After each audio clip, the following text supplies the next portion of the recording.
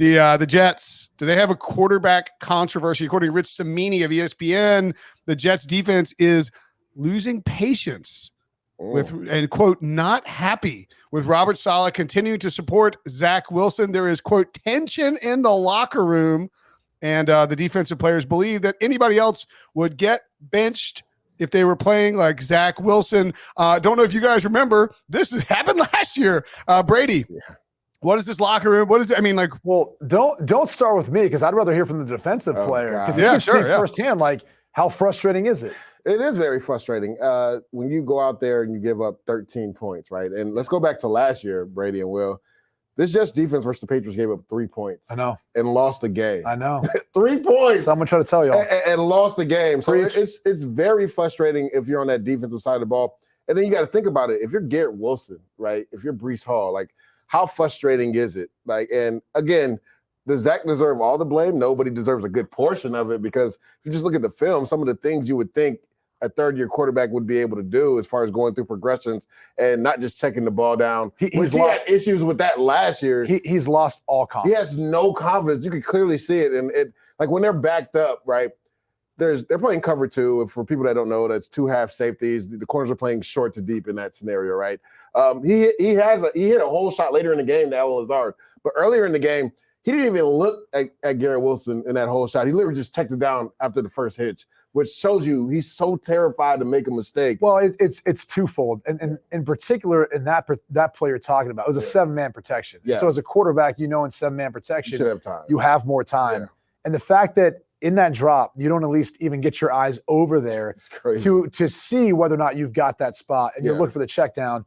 It shows you he doesn't have confidence in throwing the football, pushing it down the field. And that's something it's fragile. I know you talk to guys like Pete Prisco who will be like, well, be tougher. Like the truth of the matter is there's only one position that gets the scrutiny that the quarterback gets. And once you lose your confidence in the NFL, especially in a big market like New York, it's hard to get it back. And it's hard to be able to do what your job requires. And that's to make confident, decisive decisions in basically under 3.5 seconds. Yes. and that's hard to do if you don't have any confidence. For sure.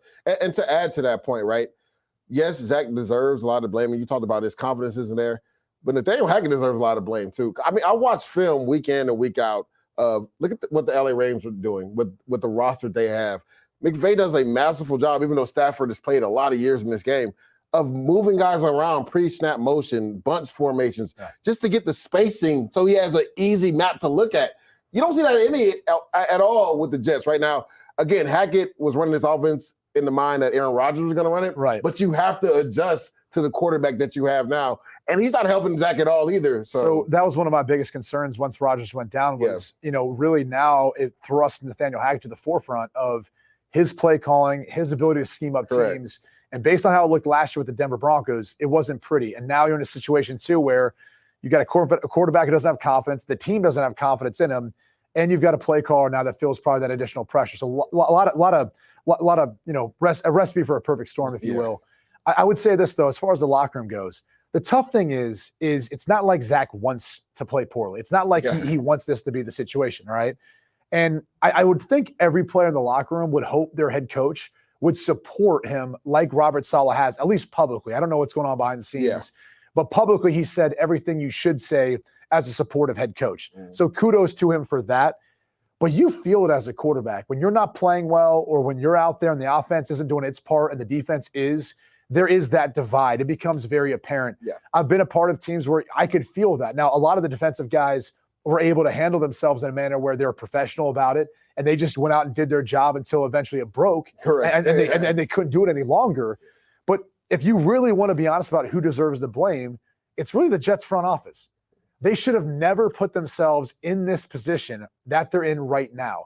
They could have moved on from Zach Wilson before the season, gave him a fresh start, probably got something back for him in return. I mean, I would say this, Will. Who deserves more trade compensation? Trey Lance for what he done so far in the league, or Zach Wilson? Zach Wilson. Both in the trade market. Zach. I mean, before this year, probably Zach Wilson. Probably Zach Wilson, just because you've seen something. Like Trey Lance, you're like, this dude might be injury prone and has thrown like 42 passes in 7 years. So, and I think the harder thing too is like didn't produce in a system where like every quarterback has produced in Kyle Shanahan's system. He didn't quite as much. And so I think you had more questions probably about Trey Lance. And people might have looked at Zach Wilson and said before the season, hey, I'm willing to, at this point in time in his rookie deal, trade for him, see what I've got in him this year, maybe pick up the 5th-year option, maybe not. I still have him for another year under contract for a relatively cheap deal. And now you don't have any of that. Oh, none. And so to me, the front office put them in this position by keeping him on the roster, not getting what they could for him, and saying, well, we're for the future. All the BS that was said, that to me was the biggest mistake the Jets have made. Yeah, Aaron's going to. And I said this in the offseason when they were trading for Rodgers, I thought he should have been part of the compensation. You got to look at it. Jordan Love didn't have a backup at all, right? They ended up drafting a quarterback, I believe, in the 5th or 6th round from Penn State. But up until that point, he had no competition, right? And they were trying to see if he was going to be the guy of the future. Why not bring in Zach Wilson and see if you could resurrect his career? You talked about it, the pressure of playing in New York City, right? I think that really has fallen on Zach Wilson's back. And to your point, I don't know if he can recover from it. So go to Green Bay, Wisconsin, where there isn't a lot of noise, isn't a media stronghold that you can go out there, maybe resurrect your career. I thought it made a lot of sense to package him in that trade for Aaron Rodgers. They didn't do it. To your point, they were thinking, well, maybe if he sits behind Rodgers for 2 years, and we talked about this, well, then you had to make a decision on him after that either way, because his 5th-year option was coming up. You don't pick it up. Then what are you going to do at quarterback position? Right. You're going to have to draft somebody anyway. So to me, it always made sense to get rid of him, not to get rid of, but to trade him and see what you could get back for him. I thought he should have been part of that trade to Green Bay. That way him and Jordan Love could have battled it out, and then you would have known that Jordan Love was going to be your future quarterback. But now you have a backup in Zach Wilson, and the Jets should have brought in a veteran guy to get behind Rodgers. Yeah. It's pretty amazing, like the pressure of New York, just thinking about it. Because like you played with Geno for what, 3 years, and then Fitz for a year. It's real. Like and I know we like ripped the Jets because of the guys they drafted and they haven't worked out, but like the only guy who's worked out in terms of modern quarterbacking in New York in like with either of those teams is Eli Manning. He just happened to play for like 20 years. I mean, Geno, Darnold. Well, and by the way, think about like it. Eli obviously did well enough at the position to be able to get them to the playoffs. Yeah. But his biggest moments weren't in Giants. It wasn't in MetLife. It wasn't in the Meadowlands. No. His biggest moments were on the road, like in the playoffs, in the Super Bowl. In Arizona and then in Indianapolis, with especially with those 2 big throws. And like, I mean, and he's also a Manning. Like, there's a, like that is a pretty rare. There's a finite number of people who are Manning level quarterbacks, and so I think I don't know, man. I think it's tough to even Aaron Rodgers. To answer this question though, real quick. To answer this question, like the toughest thing that Robert Saleh has in front of him, and even Zach Wilson is when like there's just uncertainty around this. Players hate that. Like players love playing fast and things being decisive, right? That's how they play. That's how they party. Whatever it is you're talking about, that's how athletes are for the most part. They like being very decisive about all this. So the problem with this locker room right now is there's just kind of some uncertainty. Like, are you going to bring a quarterback or you're not? You're publicly backing Zach Wilson, but then you see reports about them searching out and inquiring about Matt Ryan, whether or not they did or did. Who knows? Obviously, Matt said that wasn't the case. He's got no interest. Wentz, we don't know. So they signed Trevor Siemian now, the practice squad. Eventually, he'll be elevated to the active roster, we assume.